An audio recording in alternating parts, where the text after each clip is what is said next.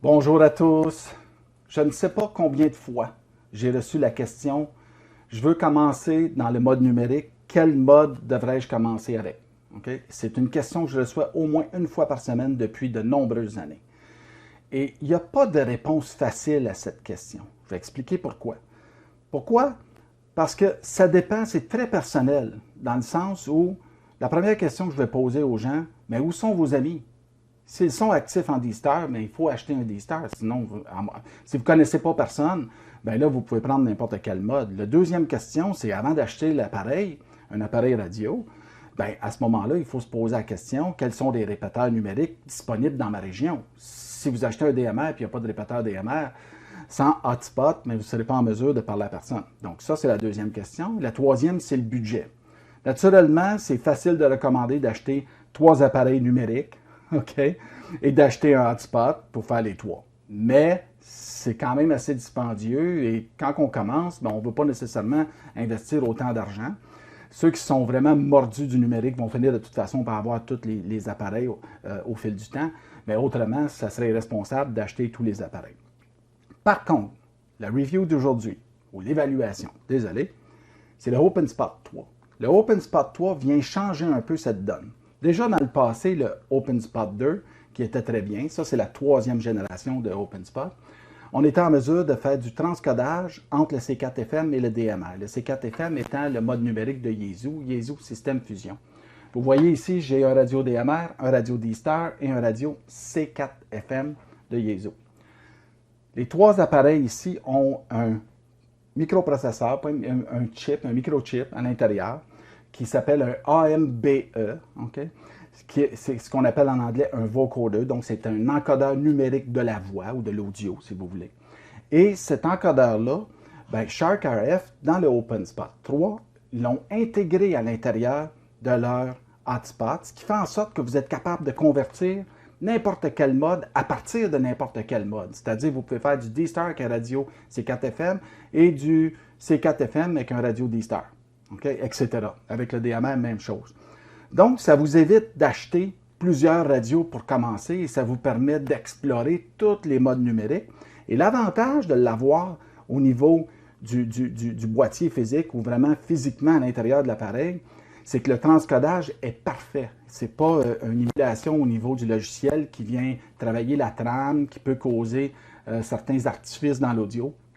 Dans le cas où c'est un chip à l'intérieur, c'est totalement différent au niveau de la qualité. Ça c'est la première amélioration par rapport au OpenSpot 2. Le deuxième, c'est qu'ils ont ajouté une batterie à l'intérieur, une batterie au lithium, qui a 1200 mAh et qui dure environ 10 heures. Moi, je l'ai testé. C'est environ une journée là, dans la station aussi, avec quand même de l'activité, donc c'est très bien.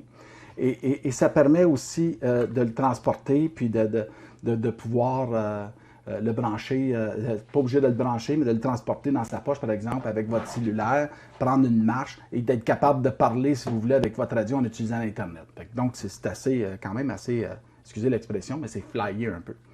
Aussi, ils ont ajouté un espèce de petit speaker à l'intérieur, qui est un beeper, là, qui permet de donner un statut audible. Puis quand vous changez de profil, ça va vous donner, vous confirmer le profil sélectionné, parce que vous pouvez enregistrer jusqu'à 5 profils, que vous pouvez rappeler avec les DTMF de votre appareil.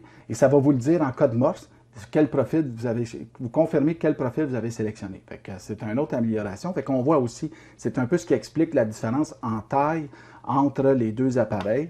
Ils ont ajouté aussi un bouton Power, justement parce que s'il y a une batterie, il faut être en mesure de l'éteindre. Donc, vous pouvez l'éteindre directement sur l'appareil.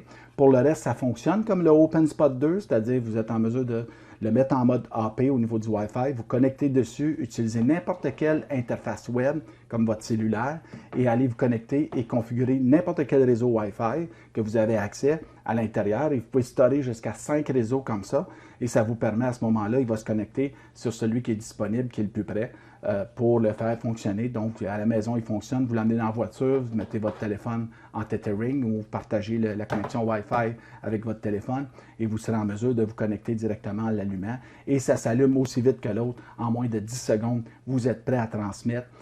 C'est vraiment, vraiment très bien. Fait que, ce qu'on va faire, c'est qu'on va passer au niveau des configurations et de l'interface web. On va faire quelques tests et on va revenir avec une finale par la suite.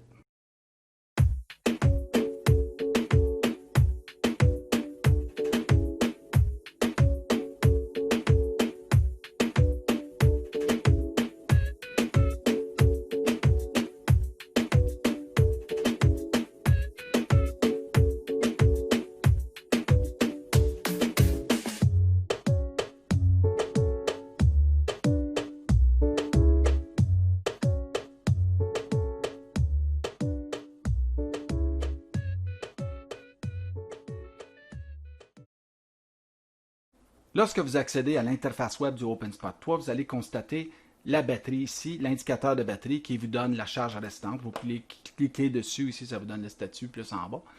Autrement, vous avez exactement les mêmes onglets et les mêmes menus à gauche et à droite que dans le OpenSpot 2, comme vous voyez présentement.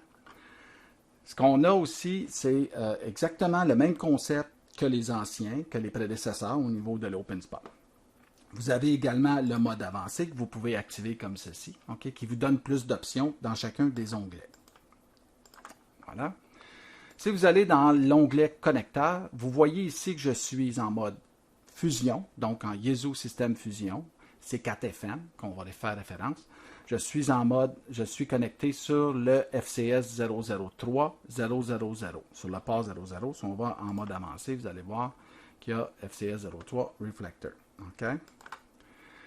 Par contre, le modem est en D-Star, c'est-à-dire que je vais recevoir et transmettre en D-Star et le OpenSpot va le convertir en C4FM avec son chip AMBE qu'il y a à l'intérieur et pouvoir communiquer dans le même mode que le C4FM avec un radio D-Star. C'est comme ça qu'on va faire le transcodage.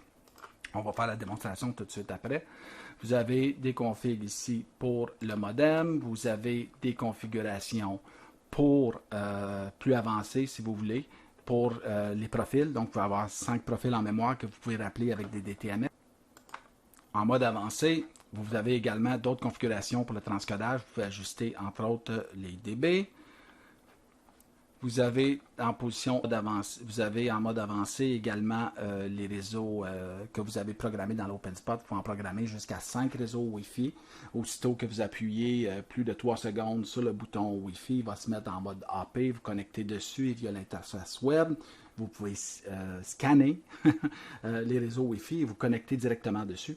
Ça va vous permettre à ce moment-là d'en ajouter. Il peut en accumuler jusqu'à 5. Okay? C'est assez simple comme interface. Vous voyez ici, vous pouvez faire les mises à niveau. Ça va vous le dire aussi quand il y a une mise à niveau de disponible. Vous pouvez désactiver les fonctions avancées, donc c'est assez simple. Ici, ce qu'on a, c'est qu'on est connecté sur le FCS 003, le Room 00.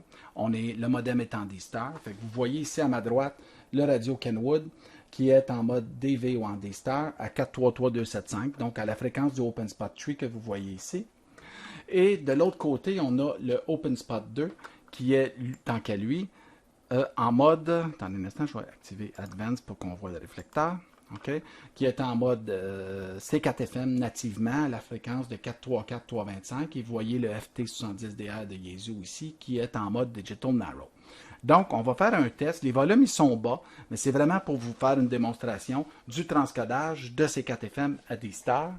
Un instant. Voilà. VA2, PV à l'essai. VA2, PV à l'essai. VA2, PV à l'essai. VA2, PV à l'essai. Comme vous pouvez voir, le transcodage est fait directement par l'OpenSpot 3. En conclusion, le OpenSpot 3 est vraiment un appareil extraordinaire. Je le recommande fortement. C'est un investissement qui peut vous faire sauver des radiodollars.